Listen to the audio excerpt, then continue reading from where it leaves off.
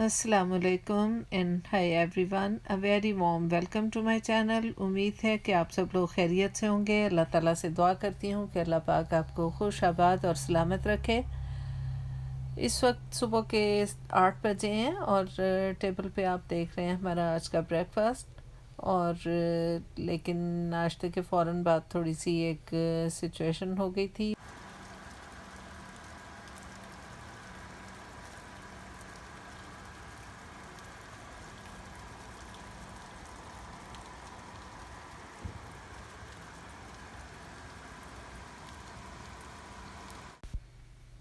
और नाश्ते के बाद मेरे हस्बैंड को किडनी में थोड़ी पेन महसूस हो रही थी।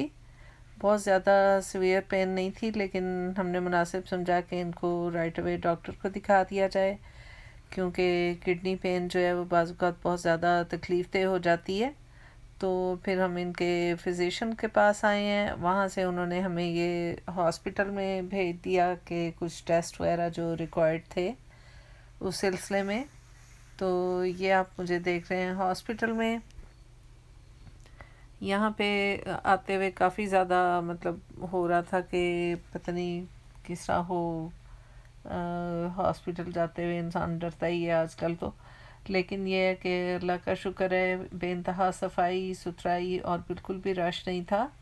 और बहुत आराम से सब काम स्मूथली हो गए। बस टाइम काफ़ी ज़्यादा लग गया था, तकरीबन हमारा सारा दिन ही इस काम में लग गया था। तो हम लोग काफ़ी लेट यानी मतलब रात ही शुरू हो गई थी। तकरीबन 6 बज गए थे हमें वहीं पे। तो घर आते आते तकरीबन 7 बजे हम घर पहुँचे हैं।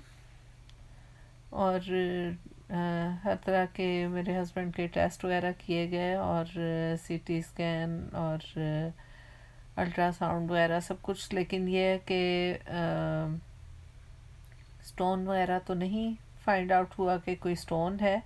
अलबत्ता टेक्नीशियन ने हमें यही बताया कि शायद कोई सिस्ट वगैरह है किडनी में, लेकिन उसकी वजह से तो प्रॉब्लम नहीं होना चाहिए।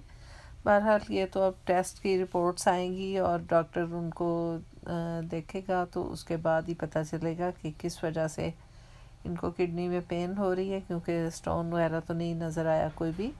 बहरहाल ये परेशानी तो ख़त्म हुई कि कोई सीरियस सिचुएशन है।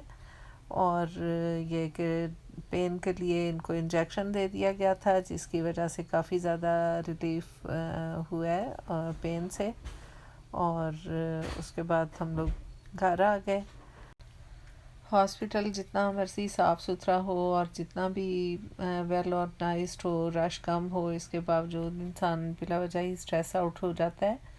बहरहाल ये बहुत ही अच्छा हॉस्पिटल है हमारे एरिया में। और मेरी बेटी भी यहीं पे हुई थी, और बहुत अच्छा हमारा हमेशा यहाँ पे एक्सपीरियंस रहा है।